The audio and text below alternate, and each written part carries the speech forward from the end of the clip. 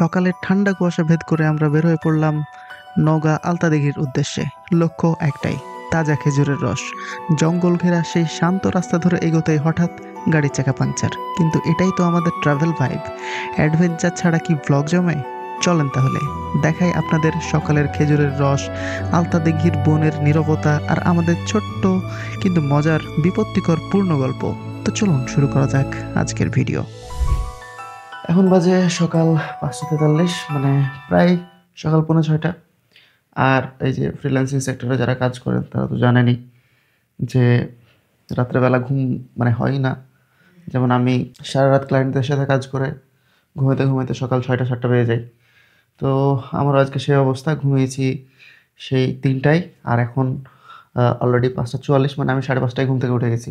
আমার ডেস্কের অবস্থা খুবই বাজে।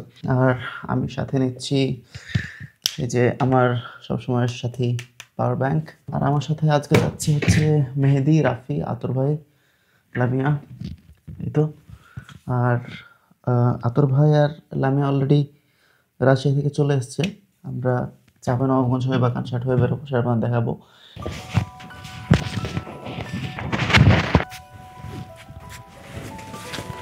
আমি একদম রেডি। আর অলরেডি মেহেদি আর রাফি চলে এসছে, ওরা বাইরে দাঁড়িয়ে আছে। এই যে দুইটা বাইক, এটা আমার ভাতিজার, এটা আমার ভাতিজির। রাফি, কি অবস্থা?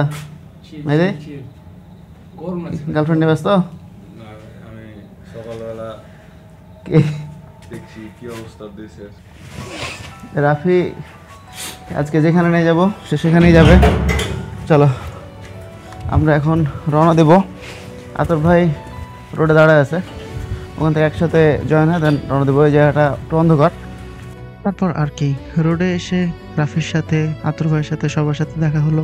তাদের সাথে কোলাকুলি করে আমরা ফাইনালি রওনা দিয়ে পড়লাম গাড়িতে উঠে আমাদের গন্তব্যে।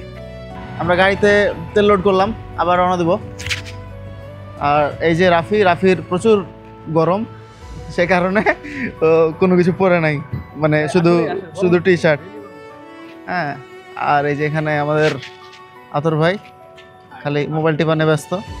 ভাবছি কানসার্ট দিয়ে বেরোবো, তো যাই আমরা, দেন আবার হচ্ছে চলো চলো চলো। হ্যাঁ, এই তো সকালের যে ওয়েদার এবং সকালের যে এনভায়রনমেন্ট, সেটা বরাবরই জোশ লাগে।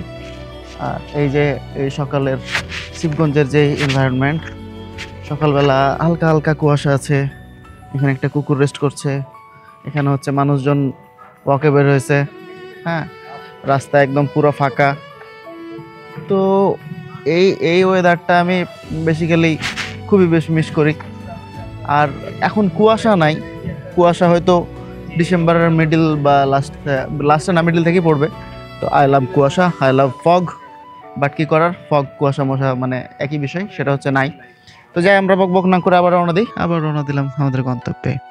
এভাবে আমরা জার্নি করতে করতে একসময় চলে আসি কানসাট বাজারে এসেই আতর ভাইয়ের নাকি খুব খিদে লেগেছে। তাই ভাবলাম যে যাই, আমরা পরোটা কিছু মেরে দেন আমরা আবার রওনা দিই। তা আমরা এসে পৌঁছালাম একটা দোকানের সামনে। তো এখানে পরোটা করছিল, এখানকার পরোটা এবং ডাল মানে গরম ছিল একদম। তো ভাবলাম যে ট্রাই করে দেখি, যেহেতু এখানে এর আগে কখনো খাওয়া হয়নি, তাই খেতে বসলাম। তো টু বি অনেস্ট, আমরা তেল ছাড়া পরোটা খেয়েছিলাম, পরোটাটা খুবই ভালো ছিল, এবং স্পেশালি ডাল যদি ভালো থাকে তাহলে পরোটা ভালোই লাগে।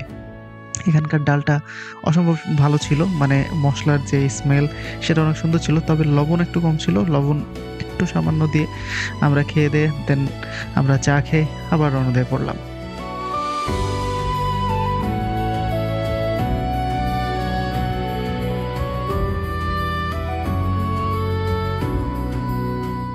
ওকে, তো আমরা এখন চলে আসছি আমাদের মেন গন্তব্যে, যেখান থেকে আমরা রস খাবো এবং রস সংগ্রহ করা হবে।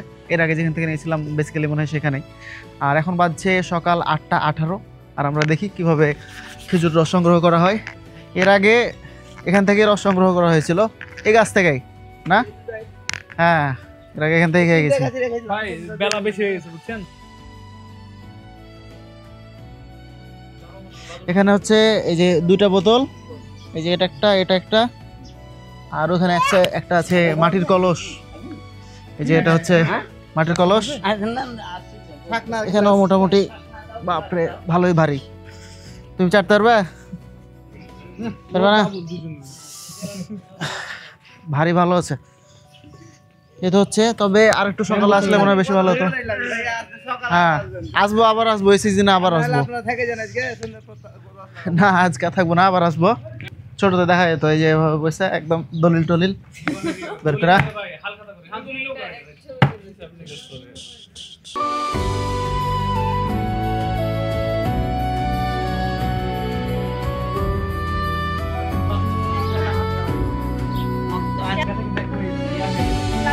এই হচ্ছে রস, হ্যাঁ ঠান্ডা হয়ে আছে।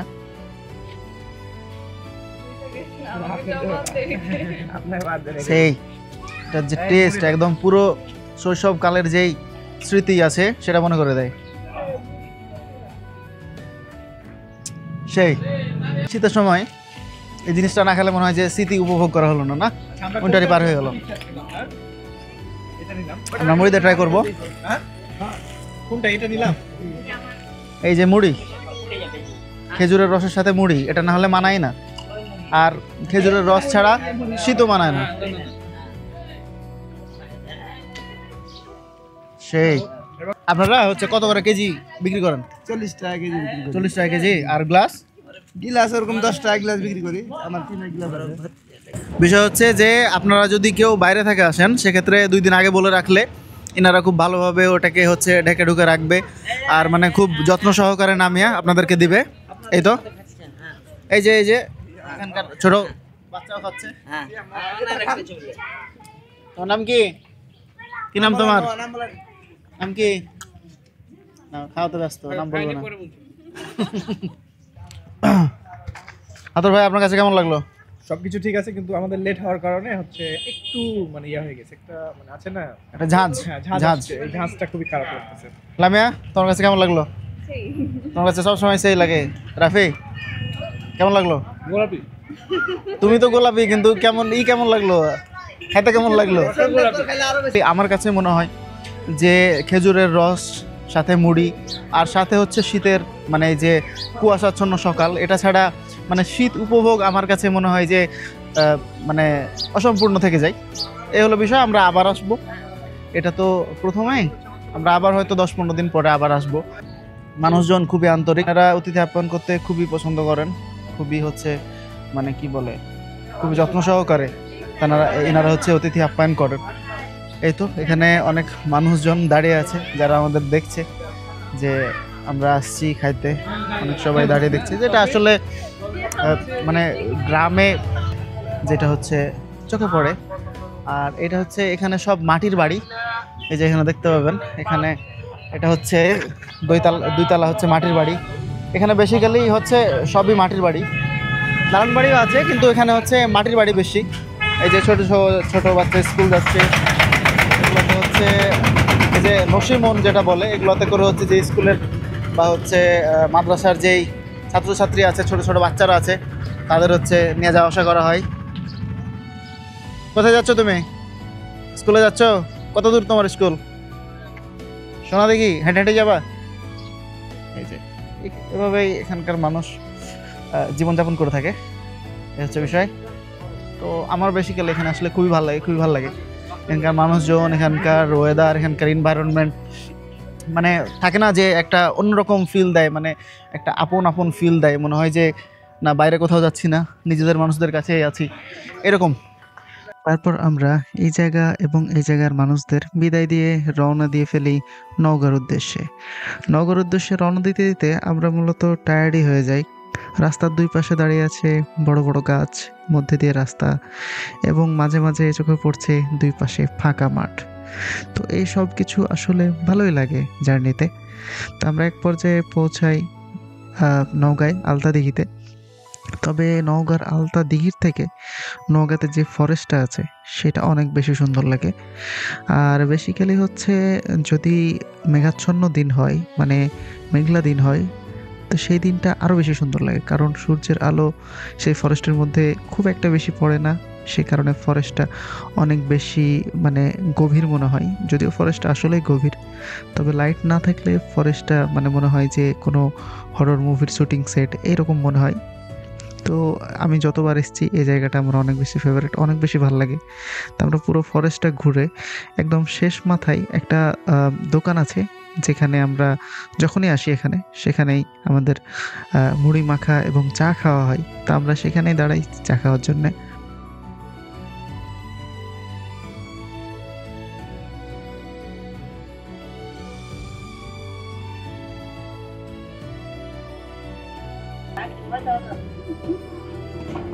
এ হচ্ছে চাচির মুড়ি মাখা,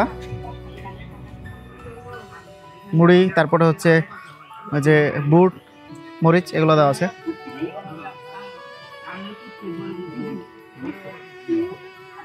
অন্যরকম একটা টেস্ট, অন্যরকম মানে আমরা বাজারে যেগুলো খাই সেরকম না, থাকে না যে স্পেশাল একটা অন্যরকম টেস্ট পাওয়া যায়, সেটা আছে। কিন্তু লবণ একটু হালকা কম আছে, একটু লবণ দিলে ভালো লাগতো। চানাচুর দেওয়া আছে, মুড়ি আছে। এটা স্পেশালিটি কি? স্পেশালিটি হচ্ছে মানে মনে হচ্ছে যে স্পেশাল কোনো মশলা থাকে না, যে স্পেশাল কিছু দিয়ে বানিয়েছে এরকম, মানে গ্রামের যেই আমার কি মনে হয় এটার স্পেশালিটি হচ্ছে যে এটার কোনো স্পেশালিটি নাই, একদম কমন সিম্পল এবং নরমাল ওয়েতে বানানো, কিন্তু টেস্টের মধ্যে ভিন্নতা আছে কিন্তু। হ্যাঁ ওই ঠিক জন্য আছে। টেস্টটা এরকম পিওর লাগছে, আপনি প্রত্যেকটা ফ্লেভার হ্যাঁ, ফিল করতে পারবেন। তেল বেশি দেওয়া আছে, হ্যাঁ, কিন্তু তারপরও মনে হয় না যে তেল চ্যাপচ্যাপে হয়ে আছে বা তেল মানে কেমন একটা লাগছে, এটা মনে হচ্ছে না। টেস্ট সুন্দর লাগছে, খুবই অসাধারণ। তো সেখান থেকে মুড়ি মাখা খাওয়া দাওয়া শেষ করে আমরা চলে আসি ফরেস্ট ভ্রমণে। তো ফরেস্টে কিছুক্ষণ আড্ডা সাড্ডা দিয়ে আমরা যেই রওনা হতে যাব সেই মুহূর্তে ঘটলো একটি অনাকাঙ্ক্ষিত ঘটনা। কারের চাকার দিকে তাকিয়ে দেখি যে পাম্প একদমই পড়ে গেছে, মানে চাকার হাওয়া সব পড়ে গেছে। তো আতর ভাই যখন গাড়ি ড্রাইভ শুরু করলো তখন পুরো রিংয়ের ওপর চলা শুরু করলো। তো তখন ভাবলাম যে আজকে হয়ে গেছে, আজকে আমাদের বাড়ি যাওয়া হচ্ছে না। এই টাইমে লামিয়া বলল যে হ্যাঁ একটা ব্যাকআপ চাকা আছে, যেটা হচ্ছে পেছনে ডিকিতে আছে। তো আমরা তো কেউ খুলতে জানি না। তো এখানে রাফি বলল যে না ঠিক আছে, সমস্যা নাই, আমি খুলতে পারবো। আতর ভাই বলছে আমি খুলতে পারবো, যদিও কেউই খুলেনি কখনো। তারপরও দুজন মিলে গুতাগুতি করার পরে কোনোভাবে চাকাটা খুলে দেন আবার এই যেটা এমার্জেন্সি চাকা আছে সেটা লাগানো হলো। লাগানোর পরে আমরা সেখান থেকে উঠে আবার পাশেই যখন হাইওয়েতে উঠি, হাইওয়েতে ওঠার পরেই দেখলাম যে পাশেই একটা গ্যারেজ আছে, গ্যারেজ টাইপের ছোট যেই গাড়ির মেকানিকের যে দোকান, সেখানে তো সেই মেকানিকের দোকানে যে আগের চাকাটা যেটা পাংচার হয়েছিল সেটার পাংচার সারিয়ে আবার সেই মানে আগের চাকাটা লাগিয়ে আমার আবার রওনা দিই। এটা হচ্ছে আলতাদিঘির যে ওয়াচ টাওয়ার সেটা।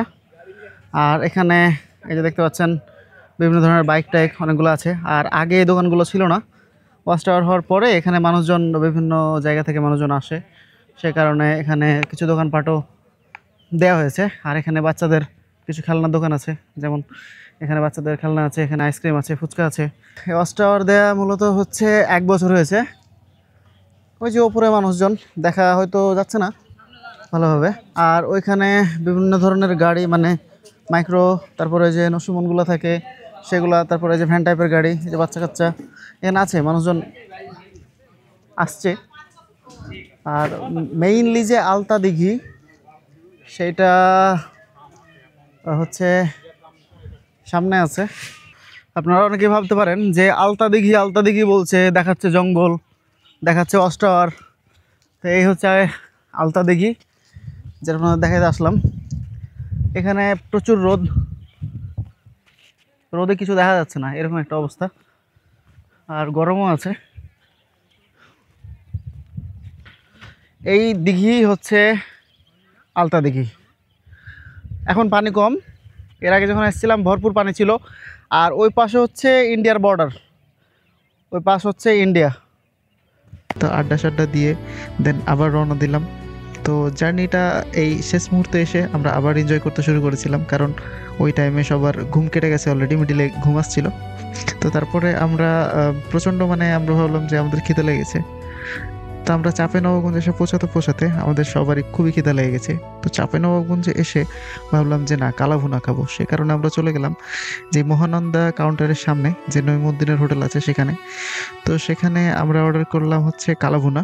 সাথে রসুন সহ, কারণ সেই সময় রসুন প্রায় শেষের পথে।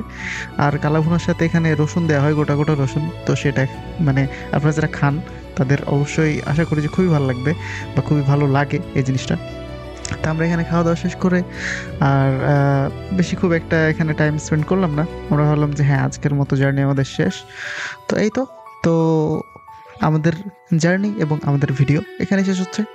দেখা হচ্ছে নতুন কোনো ভিডিওতে বা নতুন কোনো ভ্লগে। ততক্ষণ সবাই ভালো থাকবেন, সুস্থ থাকবেন। আল্লাহ হাফেজ।